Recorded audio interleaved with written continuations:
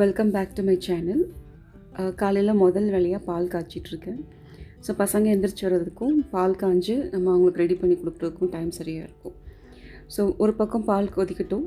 இன்னொரு அடுப்பில் வந்துட்டு லஞ்சுக்கு இன்றைக்கி பொங்கு பருப்பு, வாழைக்காய் ஃப்ரை, அப்புறம் ஒயிட் ரைஸ். ரொம்ப சிம்பிளாக முடிச்சிட்டேன். ஸோ அந்த பொங்கு பருப்புக்கும் வாழைக்காய் ஃப்ரைக்கும் காம்பினேஷன் நல்லாயிருக்கும். பொங்கு பருப்புனா நம்ம பாசி பருப்பில் ஓப்பன் கடாயில் வேக வச்சு நம்ம அதை ரைஸ்க்கு போட்டு சாப்பிட்ற மாதிரி இருக்கும். ஸோ அடுத்த வேலையாக சாதத்தையும் ரெடி பண்ணிடலாம். பொன்னி புழுங்கல் ரைஸ், ஒரு பங்குக்கு 2 பங்கு தண்ணி. ஸோ ப்ரெஷர் குக்கரில் அது குக் ஆகிட்டுருக்குற அந்த மீன் டைமுக்குள்ளேயே நம்ம அடுத்தடுத்து ஒவ்வொரு வேலையாக மெதுவாக ஸ்டார்ட் பண்ணிடலாம். ஸோ இன்றைக்கி மெனு ரொம்ப ரொம்ப சிம்பிள்ன்றதுனால குயிக்காகவே முடிச்சிட்டேன். இது நேற்று நான் அப்பளம் ஃப்ரை பண்ண கடாய். ஸோ இந்த ரிமைனிங் ஆயிலை சின்ன ஒரு சில்வர் பாத்திரத்துக்கு மாற்றிட்டு இதே கடாயில் நம்ம வாழைக்காய் ஃப்ரை பண்ணிடலாம்.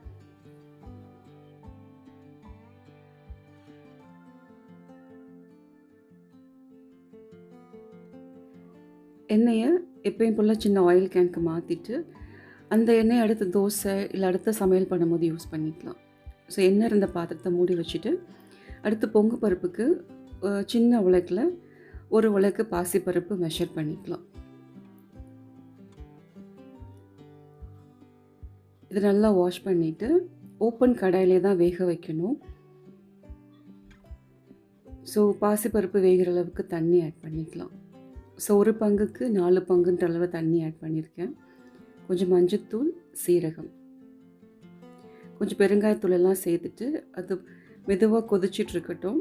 பருப்பு நல்லா வெந்து மலர்ந்து வரும். அந்த ஸ்டேஜில் சைட் பை சைட் பசங்களுக்கு பால் மிக்ஸ் பண்ணிவிட்டு அடுத்து டீ போட போகிறேன்.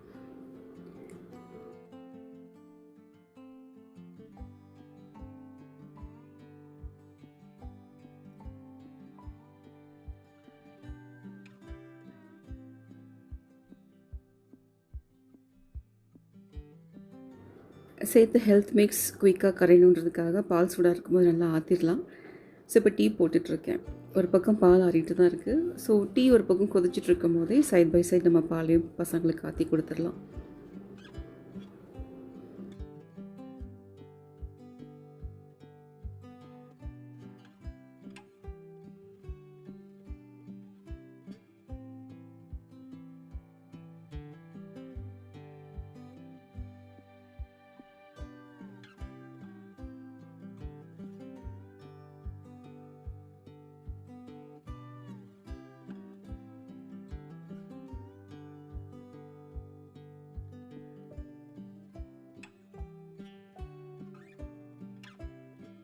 பருப்பு கொஞ்சம் காரம் இல்லாமல் தான் இருக்கும், பிளாண்டாக தான் இருக்கும். அதுக்கு சைட் டிஷ்ஷாக கொஞ்சம் ஃப்ரை மாதிரி பண்ணோன்னா சேர்த்து சாப்பிட்றது நல்லாயிருக்கும். ஸோ அதுக்கு வந்து பொட்டேட்டோ ஃப்ரை, வாழைக்காய் ஃப்ரை, இல்லை சேனைக்கிழங்கு ஃப்ரை, இல்லை கேரட் பொரியல் எது பண்ணாலுமே டேஸ்ட் நல்லாயிருக்கும். நான் இன்றைக்கி சூஸ் பண்ணது வாழைக்காய்.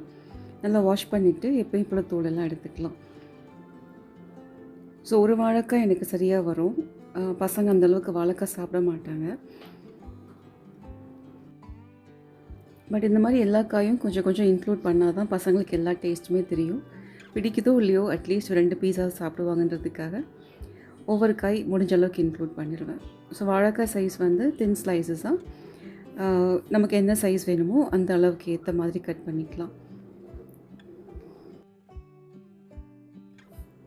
அப்பளம் வறுத்த அதே கடாயில் கொஞ்சம் எக்ஸ்ட்ரா ஆயில் சேர்த்துட்டு நம்ம வாழைக்காய் ஷாலோ ஃப்ரை பண்ணுற அளவுக்கு எண்ணெய் சேர்த்துக்கணும். எண்ணெய் சூடானதும் வாழைக்காய் பீசஸ்லாம் போட்டுட்டு ஃபஸ்ட் லைட்டாக ஃப்ரை பண்ணிக்கலாம். அதுக்கப்புறமா என்ன மசாலா பவுடர்ஸ் வேணுமோ அதை ஆட் பண்ணிக்கலாம். இந்த ஃப்ரையில் மிளகுத்தூள் ஜாஸ்தியாகவும் மிளகாத்தூள் கம்மியாகவும் ஆட் பண்ணியிருக்கேன். ஸோ வேணும்னா மிளகாத்தூள் இல்லாமல் ஃபுல் அண்ட் ஃபுல் பெப்பர் பவுடர்லேயே பண்ணிக்கலாம். இப்போயும் ஆட் பண்ணலாம், இல்லை கம்ப்ளீட்டாக வறுத்து முடிக்கிற ஸ்டேஜ்லையுமே பெப்பர் பவுடர் ஆட் பண்ணிக்கலாம். இப்போ பெருங்காயத்தூள், பெப்பர் பவுடரோட கொஞ்சம் சில்லி பவுடரும் உப்பும் சேர்த்து ஷாலோ ஃப்ரை பண்ணிடலாம். வாழைக்காய் ரொம்ப சீக்கிரமாகவே வெந்துடும். ஸோ ஹை ஃப்ளேம்லாம் வைக்கிறப்போ நம்ம கிட்டே இருந்து மிக்ஸ் பண்ணிக்கணும். ஸோ இட்ஸ் ஆல்மோஸ்ட் பெட்டர் நம்ம சிம் இல்லைன்னா மீடியம் ஃப்ளேமில் வச்சு ஃப்ரை பண்ணிக்கலாம். ஸோ வாழைக்காய் நல்லா வெந்துருச்சு, லைட்டாக கிறிஸ்பியாக இருக்கும். அந்த ஸ்டேஜில் எடுத்துடலாம். ஸோ இதே கடாயில் கொஞ்சம் ரிமைனிங் ஆயில் இருக்கும், அதில் வந்து பருப்பையும் தாளித்து விட்டுடலாம். இந்த எண்ணெயே போதுமானதாக இருக்கும் பருப்பு தாளிக்கிறதுக்கு. இப்போது வேக வச்ச பருப்பு ரெடி ஆயிடுச்சு.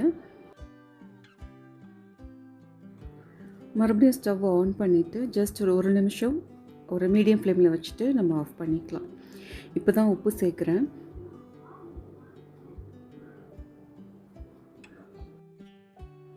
பருப்போட திக்னஸ் நம்ம சாய்ஸ் தான். நம்ம ரைஸில் போட்டு சாப்பிட்ற அளவுக்கு பதம் இருந்தால் சரியாக இருக்கும். நான் இன்னும் கொஞ்சம் நேரம் ஒரு நிமிஷம் ஹை ஃப்ளேமில் வச்சுட்டு ஸ்டவ் ஆஃப் பண்ணிட போகிறேன்.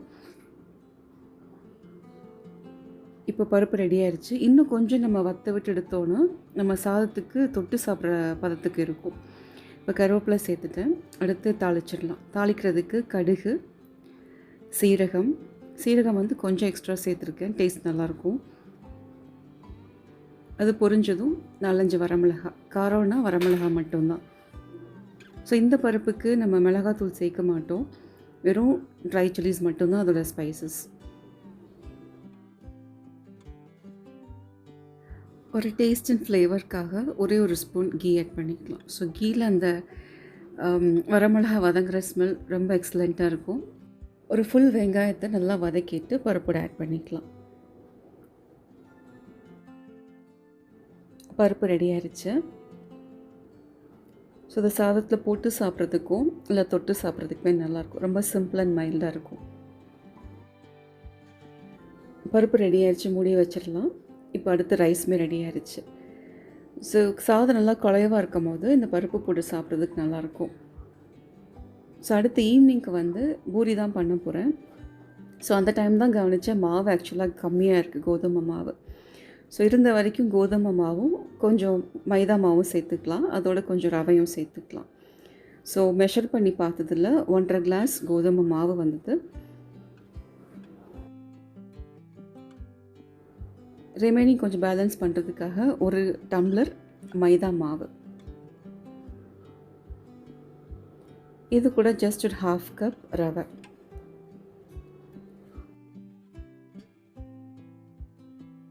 இப்போ மாவு பிசைறதுக்கு ஃபஸ்ட்டு உப்பு, எண்ணெய்க்கு பதிலாக இன்றைக்கி கொஞ்சம் நெய் சேர்த்து மிக்ஸ் பண்ணி பார்த்தேன். ஸ்மெல்லும் நல்லாயிருக்கும், டேஸ்ட்டுமே நல்லாயிருக்கும், அண்ட் பசங்களுக்கும் நம்ம நெய் சேர்த்த மாதிரி இருக்கும். ஃபஸ்ட்டு ட்ரை பவுடர்ஸை நல்லா மிக்ஸ் பண்ணிவிட்டு அதுக்கப்புறமா நெய் ஆட் பண்ணிக்கலாம். ஸோ கை வச்சு பிசையலாம், பட் சம்டைம்ஸ் நமக்கு அந்த தண்ணியோடு சேர்த்து பிசையும் போது மிக்ஸ் பண்ணுறது கொஞ்சம் கஷ்டமாக இருக்கும். அதனால் ஃபஸ்ட்டு இந்த மாதிரி கொஞ்சம் தண்ணி சேர்த்து மாவெல்லாம் ஓரளவுக்கு மிக்ஸ் பண்ணிவிட்டு அதுக்கப்புறமா கை போட்டு மிக்ஸ் பண்ணிக்கலாம். ஸோ இது வந்து பிசைறதுல ஒரு சின்ன டெக்னிக், அவ்வளோதான். இல்லை ஃபுல் அண்ட் ஃபுல் நம்ம கையிலே பேசுகிறது ஈஸியாக இருக்குன்னா நம்ம அதையும் ஃபாலோ பண்ணிக்கலாம். மாவு ஓரளவுக்கு மிக்ஸ் பண்ணிவிட்டு அடுத்து கையில் நல்லா பிசைஞ்சிக்கலாம். ஸோ மாவு நான் அன்றைக்கி பிசையும் போது மத்தியானம் ஒரு 3:30 மணி இருக்கும். டோ ரெடி பண்ணிவிட்டு ஒரு ஏர்டைட் பாக்ஸ்லேயோ இல்லை காற்று போகாத ஒரு பாத்திரத்தில் வச்சுட்டு நம்ம ஃப்ரிட்ஜில் வச்சிடணும், வெளியே வச்சிடக்கூடாது. ஏன்னா நைட் நம்ம ஃப்ரை பண்ணி நம்ம சாப்பிட்ற வரைக்கும் மாவு கெட்டு போகாமல் இருக்கணும். ஸோ டின்னர் ப்ரிப்ரேஷன்ஸ்லாம் கொஞ்சம் ஏர்லியராக பண்ணி முடிச்சிட்டோன்னா நமக்கு ஈவினிங் டைம் கொஞ்சம் ரிலாக்ஸ் பண்ணிக்கலாம். சம்டைம்ஸ் எதிர்பார்க்காம ஏதோ ஒர்க் வருது, இல்லை அந்த டைம் பண்ணுறதுக்கு கொஞ்சம் லேசியாக இருக்குது அப்படின்னா இந்த மாதிரி மெத்தட்ஸ் கொஞ்சம் ஹெல்ப்ஃபுல்லாக இருக்கும். அது எஸ்பெஷலி சப்பாத்தி பூரிலாம் போடும் போது கொஞ்சம் இந்த மாதிரி ரெடி பண்ணி வச்சுக்கிட்டோன்னா நைட்டு தேய்ச்சி போடுறது மட்டும்தான் பாக்கி. இட் டிபெண்ட்ஸ் ஒவ்வொருத்தரோட இண்டிவிஜுவல் இன்ட்ரெஸ்ட் பொறுத்தது. இப்போ அடுத்து கிரேவி பண்ணுறதுக்கு 2 பெரிய வெங்காயம், 2 நாட்டு தக்காளி. ஸோ நகத்தை வச்சும் வெங்காயத்தோல் இருக்க ட்ரை பண்ணேன், அது அந்தளவுக்கு வரல. ஸோ நைஃப் வச்சு மறுபடியும் பீல் பண்ண ஆரம்பிச்சிட்டேன். ஸோ கிரேவிக்கு மெயினான இன்க்ரீடியன்ட்னால் மசாலாவுக்கு 2 வெங்காயமும் 2 தக்காளியும் தான்.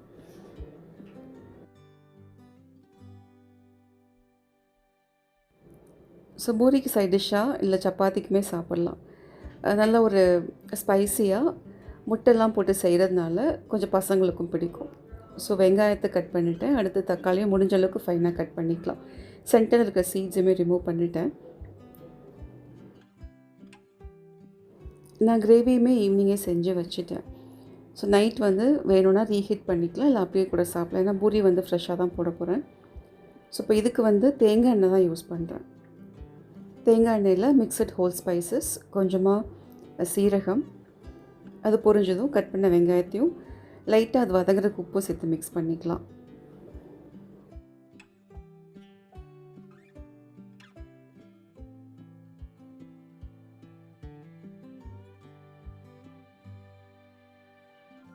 ஸோ வெங்காயம் வதங்குறதுக்கு எண்ணெய் பத்தலை அப்படின்னா கீழே வந்து லேசாக ப்ரௌன் கலராக பாத்திரம் சேஞ்ச் ஆக ஆரம்பிக்கும் கலர்.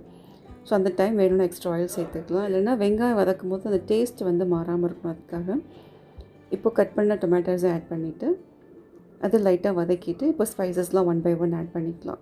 சில்லி பவுடர், ஆக்சுவலாக சில்லி பவுடர்னு எனக்கு தேவையில்லாமல் 2 ஸ்பூன் ஆட் பண்ணி கொஞ்சம் காரம் அதிகமாகிடுச்சு. 1 ஸ்பூன் வந்து சரியாக வந்திருக்கும். சில்லி பவுடரோட ஏதாவது ஒரு மசாலாஸ் வீட்டில் இருக்கும் இல்லையா, அதை ஆட் பண்ணிக்கலாம். ஒன்று வாங்கி வச்ச மசாலாவும் பெண்டிங்கில் இருக்கும், அதையும் நம்ம வந்து ஃபினிஷ் பண்ணணும். And as well as for taste also. அதை ஃபஸ்ட் லைட்டாக எண்ணெயிலே வதக்கிடலாம், அதுக்கப்புறம் தண்ணி ஆட் பண்ணிக்கலாம். இது கூட இப்போ இஞ்சி பூண்டு பேஸ்ட் நான் ஆட் பண்ணுறேன். ஸோ இதெல்லாம் சேர்த்தா அந்த மசாலாவோட டேஸ்ட் இன்னும் கொஞ்சம் ஹைலைட்டடாக இருக்கும். அதுக்காக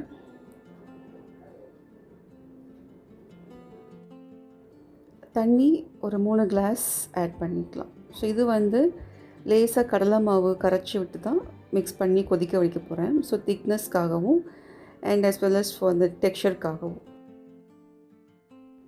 தக்காளி, வெங்காயம், மசாலாஸ் நல்லா கொதிக்கட்டும். அந்த மீன் டைம் நம்ம அந்த அடுப்பு மேடையை க்ளீன் பண்ணுறது, எடுத்த ஜாமான் அந்த இடத்துல வைக்கிறது, அந்த குட்டி குட்டி ஒர்க் எல்லாமே ஃபினிஷ் பண்ணிடலாம்.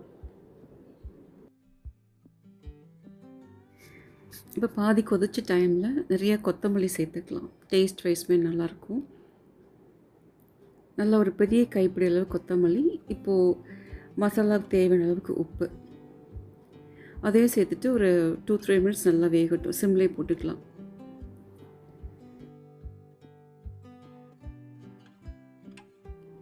இதே மசாலாவை பேஸாக வச்சு பன்னீரோ, மஷ்ரூம்ஸோ இல்லை சோயா சங்க்ஸு அந்த மாதிரி சேர்த்து கூட நம்ம செய்யலாம். நான் வந்து நீங்கள் முட்டை போட்டு பண்ணியிருக்கேன். மசாலா நல்லா கொதிச்சு ரெடி ஆயிடுச்சு. தக்காளி, வெங்காயம் சேர்த்த மசாலா பவுடர்ஸ் எல்லாமே நல்லா குக் ஆயிடுச்சு. இப்போ 1.5 ஸ்பூன் கடலை மாவை வந்து தண்ணியில் கரைச்சி வச்சுருந்தேன். இப்போ அதையும் சேர்த்துக்கலாம். இப்போ அடுப்பை வந்து சிம்மில் மாற்றிட்டு நல்லா மிக்ஸ் பண்ணிக்கணும், கட்டி இல்லாமல். மிக்ஸ் பண்ண கையோட 3 முட்டையும் உடைச்சி சேர்த்துக்கலாம்.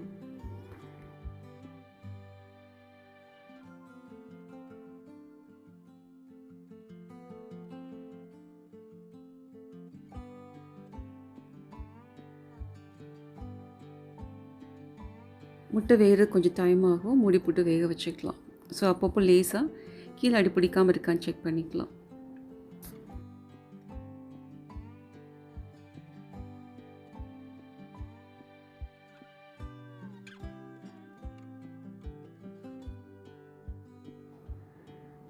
முட்டை மேலேயும் கொஞ்சம் கிரேவியாக ஸ்ப்ரெட் பண்ணி விட்டுடலாம். ஸோ தட் ஈவனாக வேகும். ஸோ ஒயிட் வந்து சீக்கிரம் வெந்துருச்சு. மஞ்சக்கரு மட்டும்தான் வேகிறதுக்கு இன்னும் கொஞ்சம் டைம் எடுக்குது. முட்டை கிரேவி ரெடி ஆயிடுச்சு. பாத்திரத்தில் இருக்கும் போதே லேசாக அதை ஸ்ப்ளிட் பண்ணி விட்டுடலாம். ஸோ இப்போ வந்துட்டு எக்ஸ்ட்ரா கொஞ்சம் தேங்காய் எண்ணெய் சேர்த்துக்கலாம். ஸோ எனக்கு காரம் கொஞ்சம் ஜாஸ்தியாக இருந்ததுனால மறுபடியும் கொஞ்சம் தேங்காய் எண்ணெய் சேர்க்குறேன்.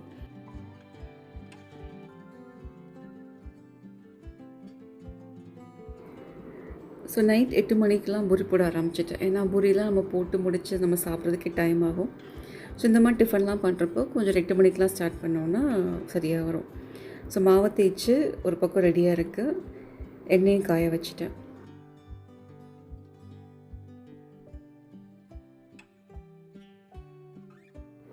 தேய்ச்ச மாவு வரைக்கும் பூரி போட்டு எடுத்துகிட்டு வேணும்னா எக்ஸ்ட்ரா போட்டுக்கலாம்.